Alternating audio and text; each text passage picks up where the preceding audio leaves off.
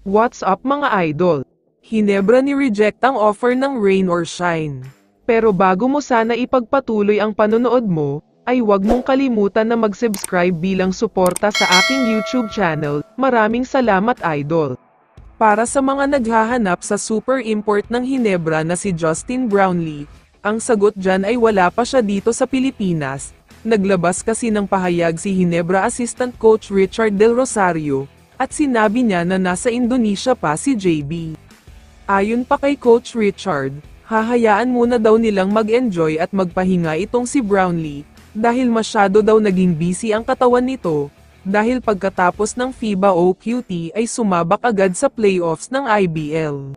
Pero ayon kay Coach Richard, within this week daw ay babalik na sa Pilipinas itong si JB, at sobrang excited na nga daw siya sa mga bagong teammates niya. Na-miss daw kasi talaga niya ng sobra ang Hinebra.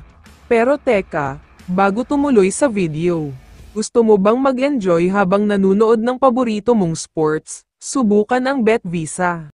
Nasa description box ang link para mag-register. Maraming laro na pwede kang kumita ng totoong pera. May free 88 bonus pa sa mga gagamit ng Maya Wallet, GrabPay or bank transfer.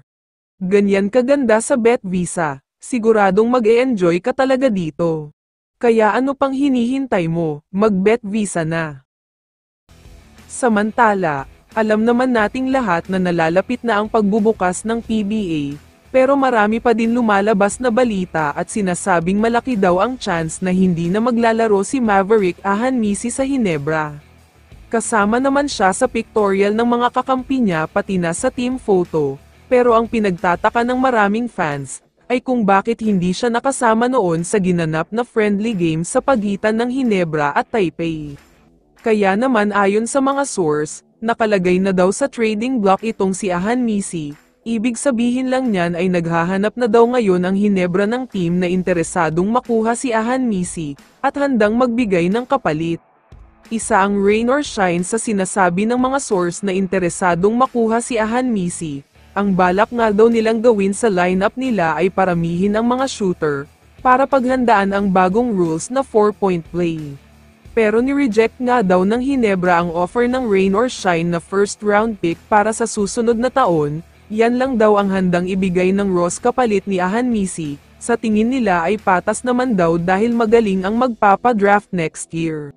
Ito ang mabigat dito, nagbigay ng counter offer ang Barangay Hinebra, at sinasabing papayag daw sila na ibigay si Ahanmisi, kung gagawing 2 future first round pick ang ibibigay ng Rain or Shine sa kanila.